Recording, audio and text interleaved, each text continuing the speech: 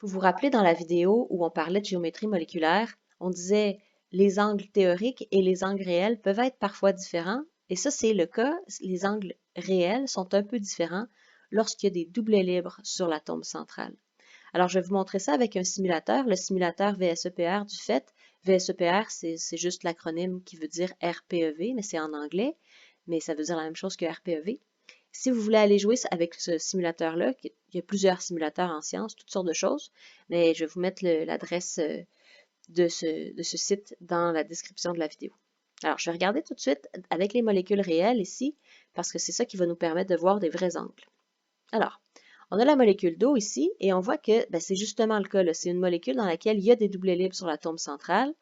Si on disait c'est quoi la géométrie de répulsion de cette molécule, on voit qu'il y a 4 paquets autour de l'atome central, donc ça doit être tétraédrique. Effectivement, donc c'est tétraédrique.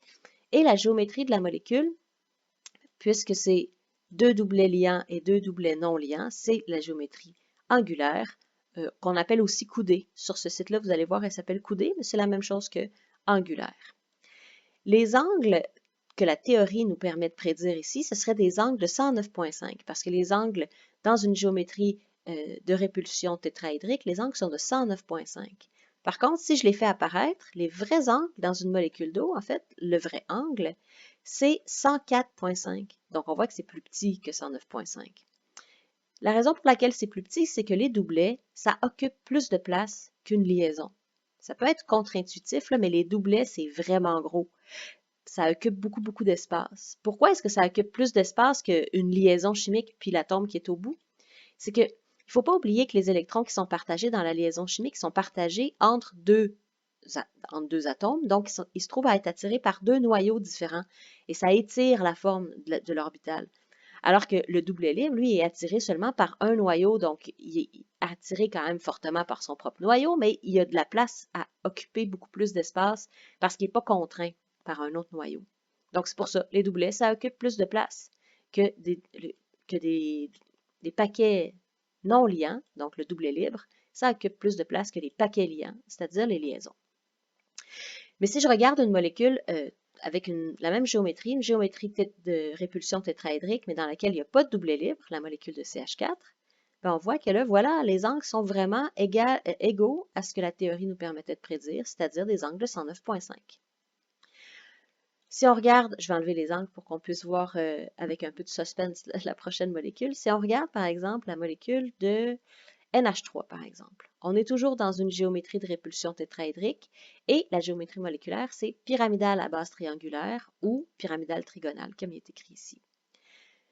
Si c'est une géométrie de répulsion tétraédrique, la théorie prédit que les angles devraient être encore une fois de 109,5. Mais là, on a un doublet libre.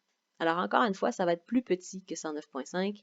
Ça va être 107,8 dans cette molécule-là en particulier. Bien sûr, il ne faut pas retenir les angles de toutes les molécules réelles, ça n'a aucun bon sens, mais ce qu'on peut retenir comme principe, par contre, c'est que quand il y a un paquet non liant, quand il y a au moins un doublet libre, les angles sont plus petits que ce que la théorie permet de prédire. Disons un autre exemple, peut-être la molécule de ClF3. Sur l'atome central de chlore, il y a effectivement deux doublets libres. C'est une géométrie qui serait en forme de T, mais là, on voit que les angles ne sont pas de 90 degrés ici. La théorie nous aurait dit 90 degrés, mais on voit bien, là, ça plie un peu autour des doublets. C'est repoussé par les doublets parce que les doublets occupent beaucoup d'espace. Le grand angle ici, entre les atomes qui sont à l'horizontale, on ne le voit pas bien là, sur la simulation, mais c'est plus petit que 180. Là. Ça devrait être quelque chose qui est ici, en fait. Voilà. Un autre exemple, disons, avant de se quitter là-dessus, mettons la molécule de BRF5. Celle-là aussi, c'est une molécule qui aurait une géométrie, cette fois-ci une géométrie octaédrique, mais avec un doublet libre. Les angles ne sont pas de 90, mais sont plus petits que 90. Alors, c'est simplement ça qu'il faut retenir ici. Quand il y a un paquet non liant, donc un doublet libre sur l'atome central, au moins un doublet libre, eh bien, les angles sont plus petits que ce que la théorie nous permet de prédire.